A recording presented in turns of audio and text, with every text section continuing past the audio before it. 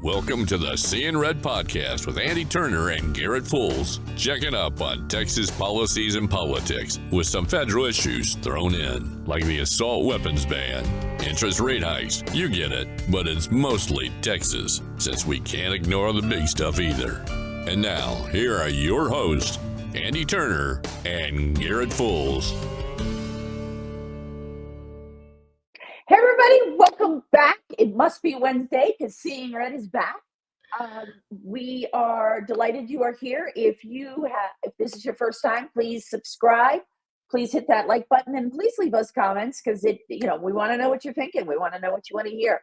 Of course, you can find us on Twitter, and our handles. Garrett's handle is underneath his, and mine is there. And then at Seeing Red Pod is the Twitter handle. So you Facebook, Twitter, you can email us, hosts at Seeing Red Podcast. Host at seeingredpodcast.com. Yes, that's our email. Thank you. So it's down below. You can see it on the ticker. But yeah, there's lots of ways to get in contact with us. Leave a comment on the YouTube thing, helps the algorithm a lot. So those sorts of things. If you hear me, I'm a little congested. We're recording this a little bit later than usual because I was feeling even worse yesterday. And then Andi obviously was feeling under the weather last week. So something's going around, however that may work. But we wanted to make sure we got an episode out this week because a lot's going on this week, Andi. There's the small little gathering in San Antonio that's going to be occurring in earnest at the end of the week that we wanted to talk a little bit about. It's a small gathering of like-minded individuals. Yeah, the Republican Party of Texas biennial convention is happening this weekend. It's Thursday through Saturday. The temporary committees have started their work this week. They started on Monday, and some stuff's already coming out of there. It looks like the Rules Committee is trying to make it so that any candidate that's or elected office holder that's been censured is ineligible to run again under the Republican primary. So that, I'm sure, is something that'll be litigated both on the convention floor and in court after the fact. I mean, yeah, that's a very complicated issue because on one hand, you were censured for a thing, and it doesn't make you doesn't necessarily make you not a good leader in the Republican Party. On the other hand, the Republican Party of Texas is a group, and they have the right to decide who's eligible for leadership. So, yeah, I think that's going to be really, really, really, really interesting. I think that's one thing that's trying to be done. And the other thing that's similar that's already been made its way through some of the process is closing the primary, which is something that can be done, typically done at the legislative level. But the Republican Party is trying to do it unilaterally. Texas has a history. It was the Democrats when they did it, but the primary generally was created as a way to keep blacks from being able to vote in it because it was, like you said, it was a private group. The Democrat Party was a private group, and they had a no blacks allowed policy so that they could, it was whites only voting, and then the primary was the one where the election happened. Now, the courts have looked at, look at those things. There's some places that allow closed primaries. There's a whole host of issues. So that's not to say that this policy is that policy, but that's the history of primaries. Well, no, of course it's not that policy. I mean, right. So it's, but that's the history of it. So there's going to be a lot of bad headlines for the Texas GOP coming out of it, and how we weather that's going to be one thing or another. One will be a question. But I think that unilaterally doing it without it being a system-wide issue for any political party is dangerous, in that one of the easiest ways to predict voting behavior is whether or not somebody participated in your primary. Like, if somebody participated in the Republican primary, that person's almost certainly going to vote for a Republican in the general election. And there's all this stuff of, we want to make sure Democrats can't vote in our primaries, but it happens very, very rarely. And it's a marginal issue. if you ask for a Republican ballot in the primary in Texas, am I wrong when I say you are like any runoffs, whatever, you're going to get Republican ballots until the general? Yeah. Right? So but that's Okay. but there's only that's how most people will know that what happens. It's Texas has a semi-open primary system. You don't register for a party, Right. and what happens is you can do that. You can also participate in another party's convention, or you can sign petitions for that party's purposes. So sometimes there will be things to get on the ballot that require ballot signatures for the judges, and then other people can try to get onto it and then lieu of paying a fee. And if you sign one of those petitions, then at that point you're also locked into that party for that biennium. So for 2 years, so once you've participated in the party's process, you are in that party until the New Year's Day after a general election. So it's no secret that I am not born and raised in Texas. And I believe what you are referring to as a closed primary is what we had in Maryland. The state that I ran away from. Yeah. Maryland has closed. Yeah, so you register when you go to actually you can do it at the DMV too. You register for your party, and then when you go to vote, they just hand you the ballot. But what's nice about that, and I'm not saying open is better or worse, I'm saying these are the good things and these are the bad things. So what's nice about a closed primary is that candidates know who the Republicans are, and so they don't have to. It's easier for mailers, and you can see, like, if you're a Republican and you voted in 4 out of the primary general for, it's called a 4 out of 4. You go to the ballot, you vote all the time. We don't have runoffs, which I actually think is a pretty good idea. But on the other hand, I know that my husband feels very strongly about some Republican candidates, and he wasn't able to vote for them because he didn't understand that he was not getting a ballot with all the names on it. So we've fixed that. But so I can see the merits of both, because if you don't like the candidates on your ballot, but you have a buddy on the other ballot, I mean, I can see why you would want to do that. But it is nice. I will say it is nice, we're having worked a lot of campaigns, and I know you've worked in campaigns in various states as well. Yeah. It's nice to know how many Republicans you're dealing with in a particular district.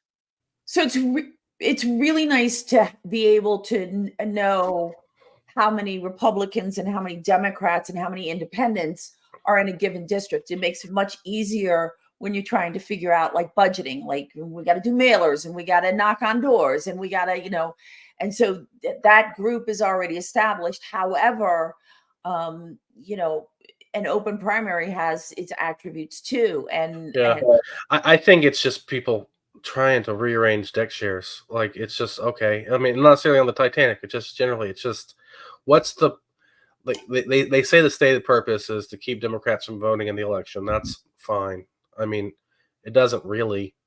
I mean, the major place where that's going to happen is going to be in very, very, depending on where you live. Yeah. But for Republicans, they're going to be in very, very rural areas, and then people are just going to register for the party they want to be a part of, because you're not going to be able to exclude individual peoples at that level. And especially if you're trying to get Democrats, especially if we're down in the Valley, and we're trying to get people into the party. Yeah. And who've been effectively Democrats their whole lives. Right. But now they're Republicans because they realized they actually started listening to politics and what the different parties had to say. Okay. So do we not welcome those people into the party? Do we need to get rid of a couple of state reps who were formerly Democrats that switched parties? I mean, at that point, it's like, what is your measure? What's the real purpose behind this? And I think doing it unilaterally gives an advantage to the Democrats, because, like you said, what will happen is, you're not registered as a Republican when you go to vote for the primary, but now you're registered for the Democrat primary, so you might as well vote for one of these people. And it's So those independents who don't really realize it or don't know whatever, they're still going to want to vote. They're already there. You're going to have more people vote in the Democrat primary.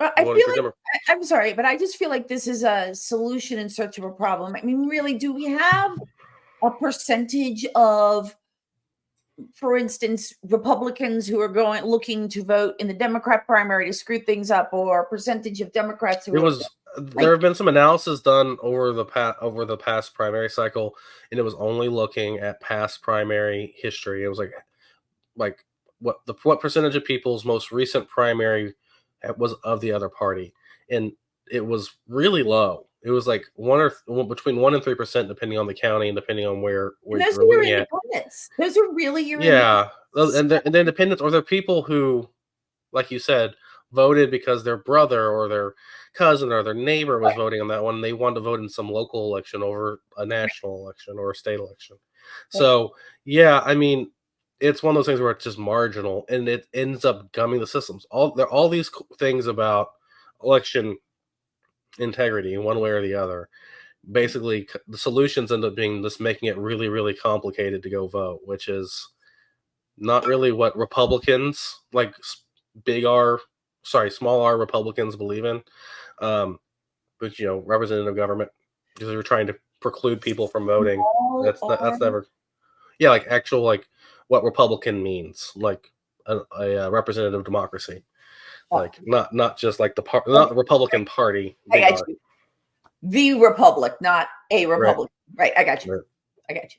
Okay. So that's what that it just seems, like you said, it's a solution in search of a problem, but people are really jazzed up about it, so they're going to do it. But here's the real concern: all of these problems that they're trying to fix and they're going to go do on their own, they don't have any money. They're going to get sued. They're going to get sued. Yeah. They're going to get sued. I mean, administratively sued, but they're going to get sued. They're going to have to go defend this in court. Yeah. And we don't have any money. And lawyers aren't cheap. Nope. And only some of them, the ones that will want to do this for free probably aren't worth a damn.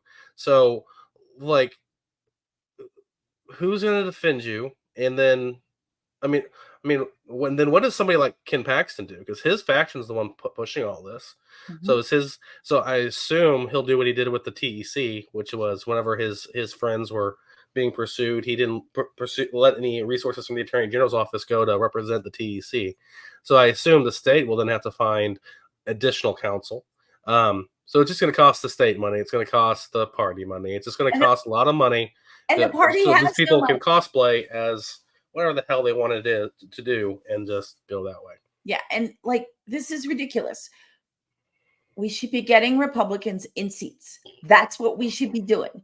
And the fact that we have no money, thank you, Matt Rinaldi, is and now what money we will get is going to have to be spent in court, because we're fighting ridiculous fights and we're not concentrating.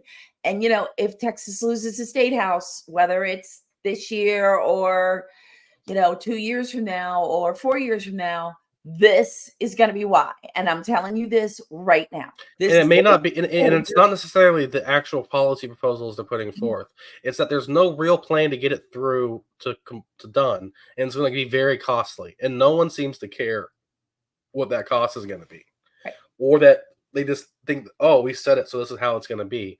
They think they're going to argue their way to it being correct, which that's not really how this is going to work. But the lawyers are going to have a field day. The only real people who benefit. So I'm sure Matt Rinaldi, as he leaves his vaunted office and as a chairman, will return to being an attorney for the Wilkes, which he currently is sitting on several boards, or was acting as their attorney. I'm sure he'll find a way to stay involved one way or the other, and maybe make a little bit more money off of it, but that's too early to tell. Yeah, I mean, I know. It is unfathomable what's from the movie. Unfathomable, but it is absolutely unfathomable. You mean inconceivable? That's it. Okay. Inconceivable. Yeah. That the executive committee. I mean, putting Matt Rinaldi aside for a minute. Oh, right? We will, because he won't be chairman in a couple of days, which will be right. nice. So maybe, but putting that aside, I can't believe the executive committee isn't looking at this going, yeah, so now instead of spending money on races and keeping Texas red, we're going to have to spend good money because, Yeah. No. What's kind of funny is that the Republican Party of Texas has been very much against this concept of ranked choice voting, which is also called instant runoff, primary runoff voting, which is basically which is basically the idea of you vote and you rank who your candidates in order of preference, and if your first preference is the lowest vote getter, your vote transfers to the next person It's kind of easy to explain, kind of complicated to explain. It's complicated to administer. Some liberal jurisdictions have put in place, like New York City. I think Alaska has it. Like this is, it's just so it's a different type of voting, and generally Republicans are against it. The Republican Party of Texas has stated that it is against it. I believe there was an SREC resolution in the past that said they were against ranked choice voting. But currently, because they're foreseeing so much craziness with the chair and vice chair races, that they are looking at adopting a rule that will allow for ranked choice voting for chairman for the convention. Yeah.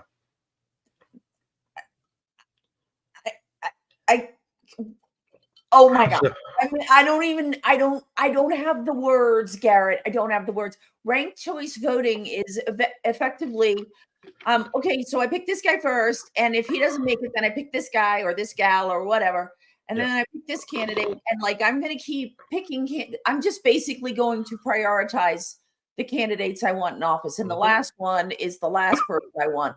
And no, pick one. Like, get on a website. I was on Mac Makoviak's website earlier today. He's running for chair, and I'm not going to convention, and I'm even if I was, I wouldn't be able to vote because I'm not a delegate. But so, and I know nothing about the other candidates. I know nothing. I do know Matt. That's it. So I happen to mention that because we both know Matt. But like, go do your research, and please God, go talk to the candidates, find out what they stand for. This whole thing makes me nuts. It like, I don't understand. We have one goal. Matt's running. He was a late entry. He decided to announce he was running 8 days till the convention starting, which is a bold move. And we mentioned it. There's Abraham George, who's kind of the Matt Rinaldi's handpicked successor, and being backed by all the DTL groups, associated groups. He's a former SREC from Collin County, former Collin County chair, and failed House candidate. You also have the current vice chair is running for chair. That's Dr. Dana Myers. You have Mike Garcia, who's been an executive director for the House Freedom Caucus or something, some such other. He's been the Dome for a while. And I think I went to college with him. I don't know him, but I think we were at UT at the same time. Wow. Then there's Ben Armada, who's from Fort Bend County, but I don't know him. He's from up in Katy, so we don't really cross paths. And then there's Weston Martinez, who has run for everything in Texas, I think. Nearly everything, nearly every office. Weston has a pretty strong, I think he's mostly being backed by the Texas nationalist movement. So those are pick your fighter. Hold up. I have thoughts, but please straighten me out. What is the Texas nationalist? They're the Texas people. They're the people who want Texas to be their own country. Oh, Texas. Okay. I thought that may be where you were going, but then I was like, that could mean something else too. So I wanted to make sure that was clear. No. So, I mean, I don't know. Here's what I do know. I know one person that is running personally, and Matt was very warm and very welcoming to me when I first got to Texas. He's, strikes me as a guy who has the right idea.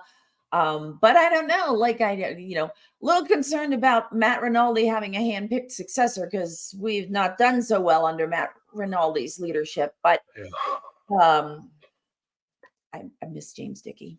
I liked him. I thought he was honorable. But, he's moved on, so I don't even know what he's doing there. Excuse me. But yeah, I really I was very impressed with James Dickey. But, I don't know who I support. I've not made up my mind yet. I haven't even made up my mind if I'm going to San Antonio. I'm leaning towards not. I'm leaning towards I have a kid with sickness in our house. Yeah. And I don't know if I don't just think it's going to work out with everything going on at home. But if I can, I don't know which way I'll vote. I do think that there's going to be a lot of news stories coming out of this convention. And I do want to say that with the craziness that's on board, that with 6 candidates that are all viable. Let's talk a little bit. I kind of touched on it in other episodes. I want to touch on how the chair gets elected. Okay. In each, the Senate, the convention is broken down into 31 subsections for this part. There are 31 Senate districts, and you are selected by your Senate district, by your county. Anyways, it's broken down into that subsection. You meet as a Senate district convention at the state convention. When you're there will be, in each convention, there will be its own little mini race for chair, vice chair, etc. As we've mentioned before, the chair and the vice chair have to be of opposite genders by current rule. So if a man is chair, then the vice chair has to be a woman. Right. Or if it was a woman as chair, then there has to be a male. So the chair has to be decided first. And so what happens is your vote and your Senate district, and whoever wins your Senate district, I don't think it goes to a runoff in your Senate district. I think whoever wins, whatever, that is who your nominee will be for the Senate district. So then your Senate district also votes somebody on to the nominations committee. Right. So that person goes into the nominations committee, and the nomination gets together, and they have a first ballot, and whoever won in each Senate district gets you are obligated as a nominations committee person to vote for that person. So let's say Makoviak won the district in Austin, because that's where he's from. He's from Travis County. So let's say he wins that district. Well, he would get that vote, whatever else. And if anybody gets more than 32, that's the nominations committee votes, because 16, I guess. If you get more than 16 votes, then you are the nominations committee selection to be nominated for chair and vice chair. Now, if no one gets 16, it goes to a multi-way ballot. They have multi-ballots until there's somebody who's a winner. And at that point, the person who's on the nominations committee is obligated to vote for whomever they choose. But that nominations committee chair, the nominations committee is only so important because that's just who gets nominated on the floor. Other people can be nominated from the floor as well. Right. Yeah. But that person has to have received at least 3 votes in the nominations committee. 3 Senate districts have to stand behind that person. In the Senate, yeah, exactly. So that's it. But I believe that if there's a deadlock thing and none of the people can get support, the nominations committee could then reconvene and put forth another candidate. Who knows? So are you saying to me you can win chairman of the RPT by having, hold on, 32, 3.2. See, so you could have 7 Senate districts. So that would be 20% of the vote, right? You could actually get seven districts, Senate districts votes, and you could be chairman of No, you could be the nominee that's selected by the nominations committee. All right, and then all the delegates vote, and if there's an alternate delegate, then they jump in if the delegate isn't there. Right. Okay. Right. Okay. And there's also the issue of there's a thing called delegate strength voting, and depending on what kind of voting is used. Let's say, so this year, let's just use the year as an example. It's in San Antonio. One of the districts that's usually pretty hard to fill is the one that's out in El Paso. There's a Senate district that's just El Paso County and a little bit of Hudspeth, I believe, which is quite far away. So, so let's say we're going to use round numbers. Let's say they have a voting delegation strength of 100 and only 10 people show up. Well, those 10 people's votes count as 100 votes. And if you're from a county where you have, let's say you're one of the Bear County representatives and your Senate district had 250 people and 225 people showed up, or you're using your alternates and you have 250, your vote just counts as your vote. Yeah. So it's the voting delegation strength. So it depends on what kind of voting you're using is going to also help determine those sorts of questions as well. Yeah, and in other states, they do it differently. They'll say, okay, well, you're entitled to, we'll use your example, 100 votes. If you don't have 100 bodies and seats, then you only get how many show up. Right. And sometimes sometimes that's how it'll work at the RPT too, on certain types of voting, because it's just easier to it's a lot more math when you have to do voting delegation strength. Yeah. A lot more math, but sometimes it's advantageous to whomever is controlling the levers, so they'll do it that way, even though it's more complicated.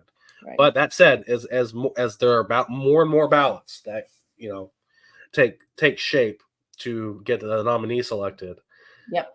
that takes time. And unlike Congress, which can just keep meeting indefinitely, this thing's going to last for 3 days, and there's a lot of business they have to get through. They have to have all this first round of voting. They have to have all this other stuff, and we're going to have to look at it from that kind of point of view, where it's like there's all this stuff that has to get done.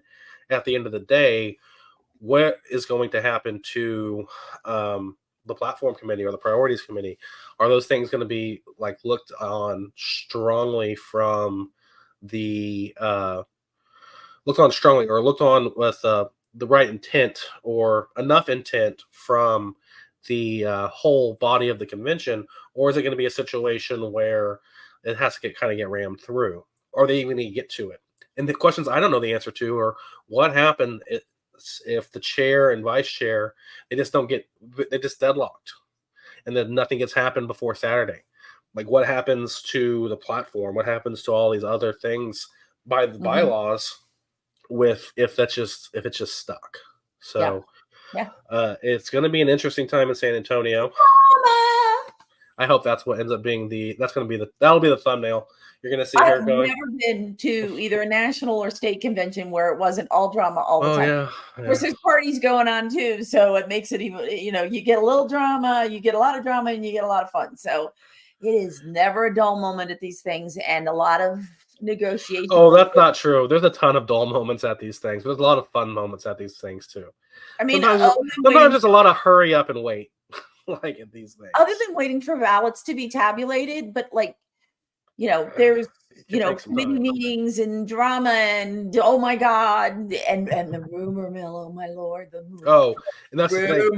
If you're following this on Texas, on Twitter, on the hashtag Texas Ledge, or you're hearing something from a reporter, that probably means that information is 2 or 3 hours old, and that's old news. Unless you're there in the room and you're hearing stuff straight from the horse's mouth. Right. I mean, and even then, if you hear it and you go tell somebody, by the time you get back to hear more information, it'll changed. So it's fun. I'm sure there'll be fun live streams to watch, but with all that said, I think it's going to be. I foresee there being a lot of news stories about what was trying to be passed, what is passed, and then everything will just kind of die after Memorial Day. What else have they got to talk about? Yeah. I mean, there's runoffs next Tuesday.